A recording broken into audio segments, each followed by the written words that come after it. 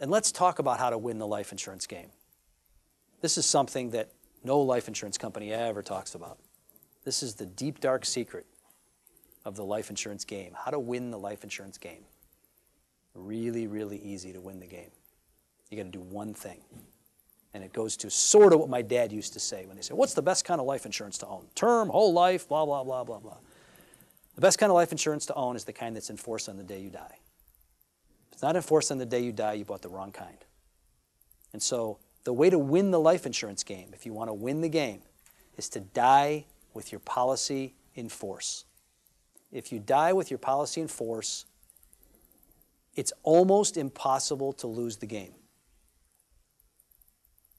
And I'll give you an example. Let's take our middle of the bell curve guy, our 40-year-old guy who can buy term insurance for a few $100, $300, $400, $500 a year for $500,000. But if he doesn't die by the time the term's up, he loses the game, right? Didn't win. If he buys an RLP and he doesn't die by the time the term's up, well, he doesn't win, but he doesn't lose. He just gets his money back, right? You want to win the game. You want to beat the life insurance company, okay? You got to die with the policy in force. The only way to do that is to have a policy that you can keep long enough to die. Generally means something other than term insurance.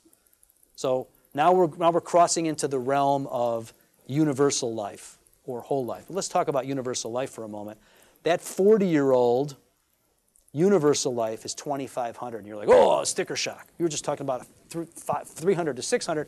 Now you're talking $2,500. Time out, guys. That's a lot of money. I mean, I ask a guy for $2,500. That's a lot of money. And I say to you, okay, let's look at that. Let's see if that's a lot of money. $2,500, a lot of money for $500,000 of coverage? Okay, so you're 40. How long are you going to live? Ask the client, how long are you going to live? You're 32, you said? 34. How long are you going to live? Give me a guess, best guess. 40 years. He says 40 years. How long are you going to live? Definitely 40 years. Definitely? Good. I'm glad you're sure. Well, I could. You definitely want to live at least 40 years. Well, I say most people aren't going to say more than 50. If they're 40, if I said to you, you all can live to 90, guaranteed if you sign here, but you're going to die at 90, I think you'd all sign the paper. I'd sign the paper. Guarantee me I'm going to live to 90? I'm taking it. So 90, it's a pretty good number. That's better than life expectancy, 10 years longer than life expectancy, which is about 80. So if you give me, you're giving me 10 extra, great, I'll take it. So let you live 50 more years. 50 years, and you paid $2,500 a year. What's the total you put into it? Anybody can do the math fast enough? $125,000. Okay? So you paid in $125,000 over time, not all at once. Not like I give you $125,000 up front. I'll give you $125,000 a little bit at a time. Over my entire life, the rest of my life, I'm giving you $125,000, Mr. Life Insurance Company, and you're guaranteeing my family $500,000 tax-free dollars. Tax-free. The $375,000 gain, tax-free. How are you going to live long enough to make a bad deal out of that? You live 60 years. You live to 100. You paid in $150,000. You're still getting $500 out. It's the greatest deal ever for those who die with it. The rate of return is phenomenal. If you die with it, you got to die with it to win. Now you say, well, I got to die to win. That's not good. I don't want to bet against myself. Here's the deal. You're going to die. You're all going to die. And so whether you're rich or poor, if you're rich, I say, well, why should I buy life? Well, you know, what are you going to do with your money? You're 75 years old. You're rich. I mean, you're going to do something with your money between now and when you die. This is one of the smart things you can do because you know you're going to die. And when you do, the rate of return is ridiculous. How can they afford to do this? How could it be this good? This is so good, it's ridiculous. Some people like that. It sounds too good to be true. I don't trust it. Can't work. How could that possibly work for the insurance company? Well, I'll tell you, if everybody that bought a life insurance policy kept it until they died, it wouldn't work. The price would be much higher. They could never do this. It wouldn't work. But they're counting on a few things. They're counting on people to get divorced and drop their coverage.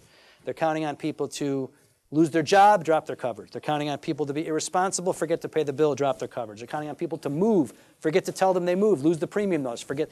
There's policies lapse all the time. And you buy a policy and it lapses, They win, you lose.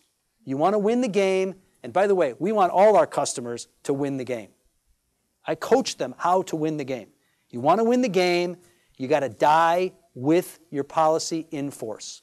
Now that means either buying a permanent policy right out of the gate or buying a term policy that is convertible into a permanent policy and getting it converted before the conversion privilege is over so that you hold on to it until you die. If you do that, I want anybody to come to me with the math. Unless someone's really, really old, show me a young person, show me the math, and show me how it's going to work out to be a bad deal for them.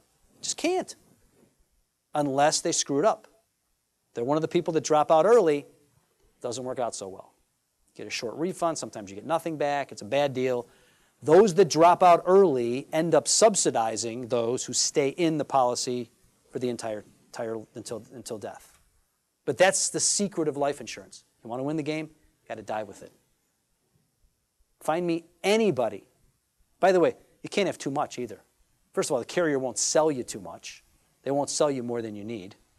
So you cannot have too much life insurance. And by the way, I have, we deliver dozens of death claims a month because we have hundreds of thousands of clients. And so far, I haven't had any widows or surviving spouses or widowers come to me and say, you know what? You sold us this life insurance and you sent us this check.